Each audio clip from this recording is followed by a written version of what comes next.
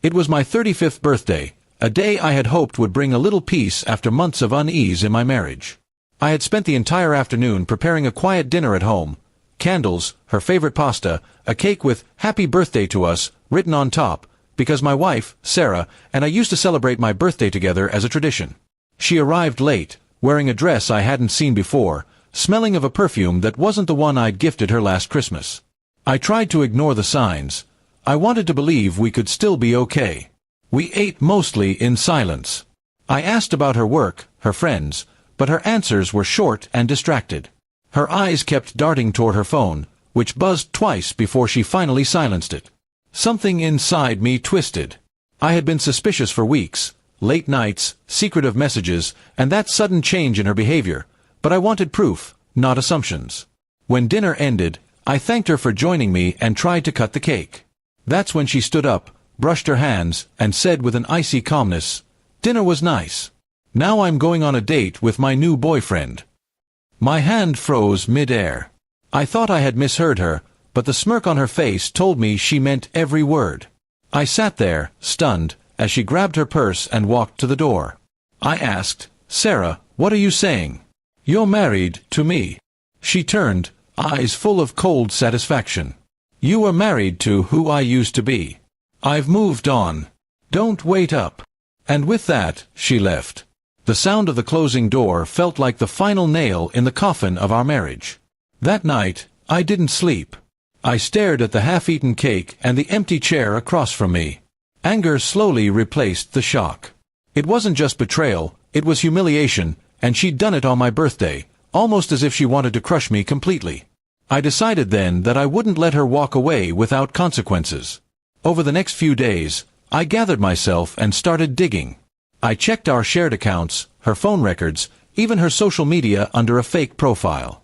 It didn't take long to find out who he was. Mark, a co-worker of hers.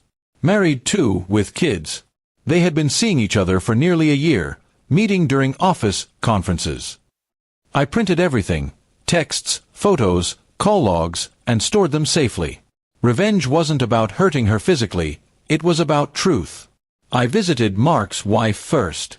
She looked broken when I showed her the proof, but she thanked me. Together, we agreed not to confront them immediately but to let their own actions expose them. A week later, Sarah came home one night looking nervous. She said, "Mark's wife found out. He's denying everything. I might lose my job." I only nodded, pretending to be sympathetic while she panicked. Inside, I felt the first taste of quiet justice. Then came the divorce papers. I had prepared them carefully with my lawyer. I included every piece of evidence, and when she received the documents at work, she called me crying. "You didn't have to humiliate me like this," she said. I replied calmly, "You did that yourself. I'm just finishing what you started." The news spread quickly through her office. Mark's wife filed for separation, and he was forced to resign. Sarah lost her promotion and, eventually, her job. She moved out of our home, leaving behind the furniture and memories that no longer meant anything to me. For the first time in months, I could breathe again. A few weeks later, she called, asking if we could meet to talk. I agreed, out of curiosity more than compassion. When she arrived at the cafe, she looked smaller somehow, her confidence replaced by regret. She said she missed the life we had, that her boyfriend had left her after his marriage collapsed. I listened silently. When she asked if there was any chance for us, I told her, "You killed that chance the night you left after dinner." Her eyes filled with tears, but I felt no pity. She had chosen betrayal over loyalty, deceit over love.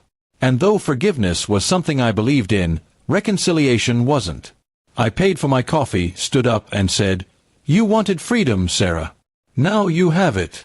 As I walked away, the sky outside began to rain softly, washing the city clean. It felt symbolic, a new start for me.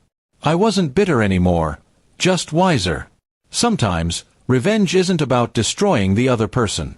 It's about standing tall, proving that their betrayal didn't end your story, it simply started a better chapter. In the months that followed, I focused on rebuilding my life. I traveled, reconnected with old friends, and even started a small business I had once put off for her sake. Each step forward was a quiet victory. I didn't need to announce my revenge. It had already played out in the silence of her downfall. And every year since then, when my birthday comes around, I don't think about Sarah or that painful night. I celebrate it alone or with people who genuinely care, reminding myself that sometimes the best revenge is peace. Peace she can no longer disturb.